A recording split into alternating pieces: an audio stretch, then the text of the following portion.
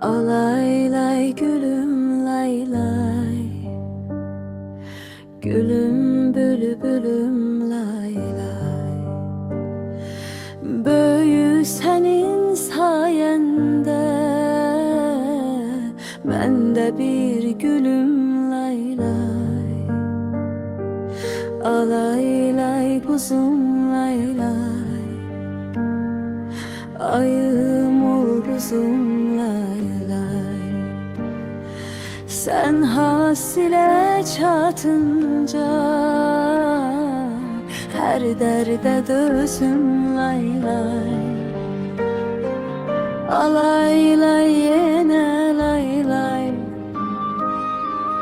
can deyim sene lay lay.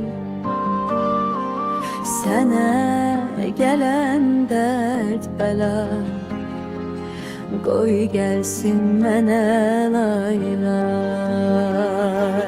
Atım tutum bu balanı, şekere katım bu balanı. Atası eve gelende kabala tutum bu balanı. Balam gelir yatmağa, büyüyüp boyatmağa. Sabah uykusu şirin, kıymaram oyatmağa. Balamın el yaylığı, ortası zer yaylığı. Her bir kere desin balama can sağlığı. Dağların lalasına, gözlerin karasına, analar kurban olsun öz körpe balasına. Əziziyəm zirə sən, zəfəransan zirə sən. Qurban olum o günə, bir qapıdan girəsən. Xırdacasan məzəsən, sən hər güldən təzəsən. Qurban olum o günə, ayaq tutub gəzəsən.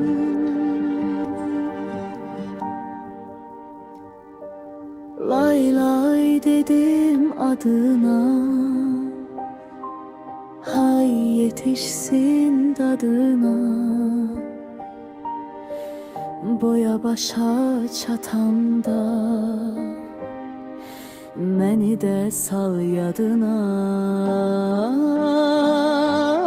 Lay lay dedim biləsən, düşməyəsən diləsən. Boya buxuna çatıb oynayasan, güləsən. Lay lay dedim, can dedim, yuxudan oyan dedim. Sen yuxudan durunca canımı kurban dedim. Lay lay dedim, yatasan kızıl güle batasan. Kızıl gülün içinde şirin yuxu tapasan. Lay layım el başına, sancılsın tel başına. Seni kim istemese kalmasın il başına. Yeni gül çiçeği olsun,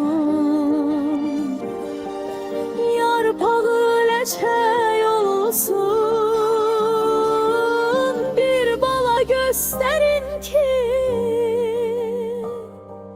balamdan göyçe